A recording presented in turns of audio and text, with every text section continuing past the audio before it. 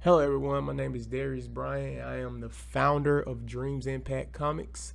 Today, I will be going through a time lapse video of me working on DC Milestones application, pretty much. This is the last part of it.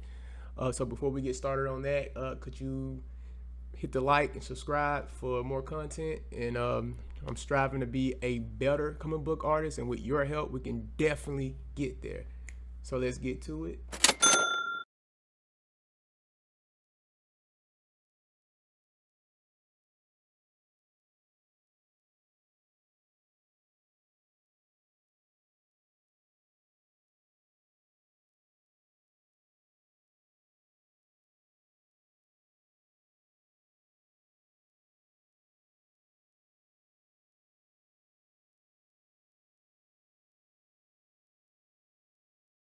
Well, working on this DC milestone like event thing, uh I don't know, going to college helped me realize well, not even just going to college. I have to say growing up and becoming an adult helped me realize that time management is key to a lot of things.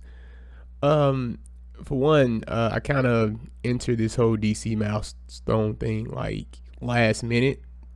I think at this time I only had like 4 days left to complete this.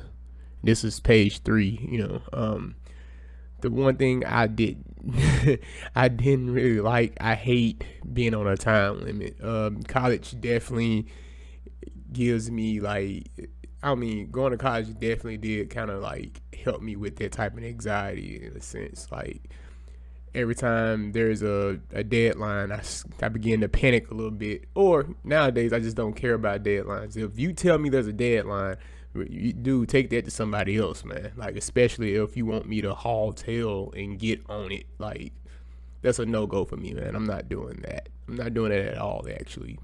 So this page is supposed to be apparently in the script. It says something on the lines of, I guess, like Static is taking this guy into the air because he's a bang baby and apparently his powers are activating, and it's like causing like an explosion and stuff like that. So he's trying to take him far away from the petting zoo, and as he's taking him up to the petting zoo, apparently this dude's ability is affecting Static in a sense. Like, I guess his power is like taking Static's power, because on that on like that second panel right there, my bad, third panel, with him carrying him, he's kind of if you notice, I have like him sweating. He's exhausted. Like, it's like he's absorbing this man's power. And then below, as you see me terribly sketching out the whole entire environment,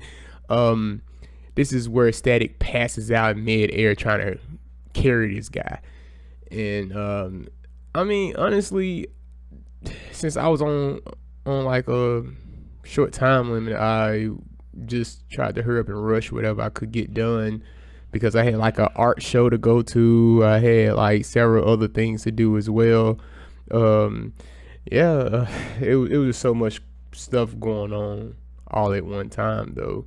But I can say I was kind of excited with the results of the city I did right here.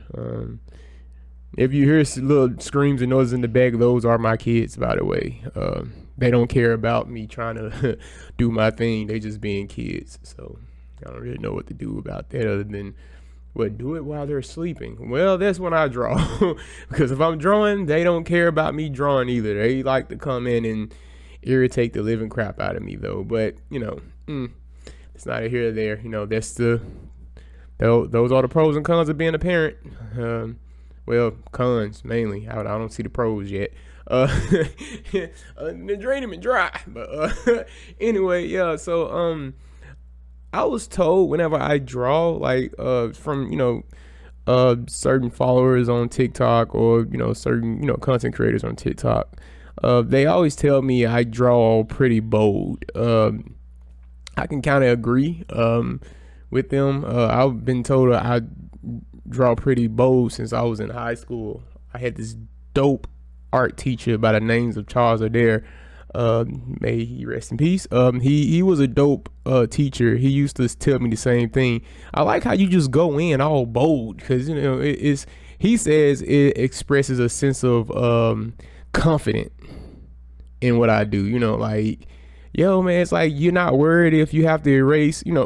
Technically this is digital, so erasing it ain't no thing though. But back in the day, it was straight pencil and paper, and I used to work bold. So yeah. Work too bold, it's hard to get rid of those marks. You know what I'm saying? So yeah.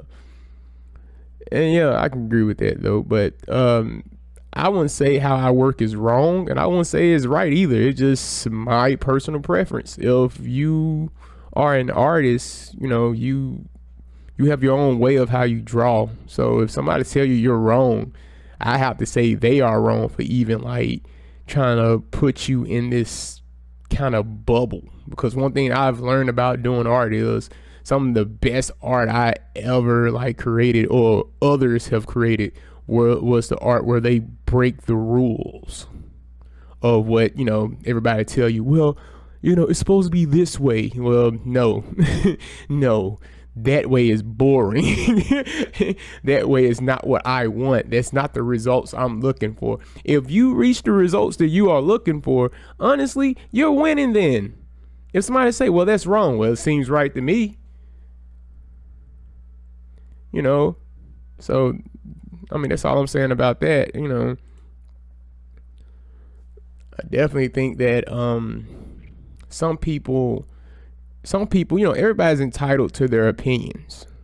I believe everybody, has their opinions, and they can share them if they want to, though. But as far as the person that's like taking in whatever somebody is like suggesting, you don't necessarily have to apply it, because I mean, for one, if you didn't ask, then you could just sit there and listen and be like, okay, that's what's up, and you can keep on working. It's not like it's part of the rule of law to do as someone says, because then that would be slavery. But I can kind of say I had fun with this. I showed this this 3 comic page to a couple of friends, and like a couple of like acquaintances, and they pretty much told me they liked the black and white version of this comic, and they was suggesting I should do it in the future with other projects I have in mind. I have this one project I have in mind for future tense. There's this project I've been working on when I first started college. It was called Abyss. It takes place during medieval times, and so far it's gonna have. It's one of those projects where I kind of want to get to it when I'm old, because that seemed like that project is gonna give me a run for my money, since that it was like one of the biggest stories I ever like created, with the characters included. Like, it seems like for a minute, even when I was designing it, I was like, man, does this story ever end?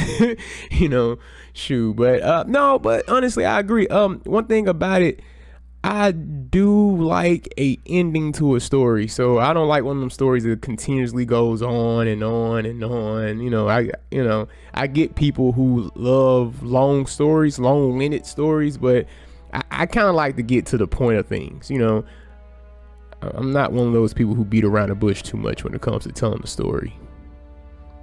I will give you everything you need as far as to my character development, character chemistry. You know what I'm saying? I will give you love, drama, action, you name it. I have all those things in my stories a lot of the time. In fact, all my stories, really. I'm a sucker for love, so I try to tell a good, compelling love story. It's one of the biggest things that I kind of crave. I hate a forced love story. It's just so boring. Like, yo, man, that's not natural. That's why people try to take ideas from love stories and get turned down immediately. So, yeah, certain love stories, don't listen to them, guys. Yep. Look at that. Putting them darks. And I remember the thought in my head when I was getting finishing up on this one. First thing I said was, man, I'm done. I'm tired of this crap.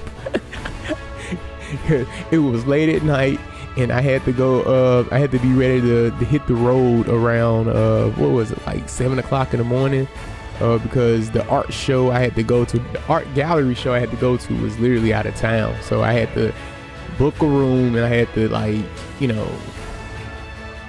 I had to, hit the road. I didn't have time to be working on this for for too long now. Shoot. Impact Comics.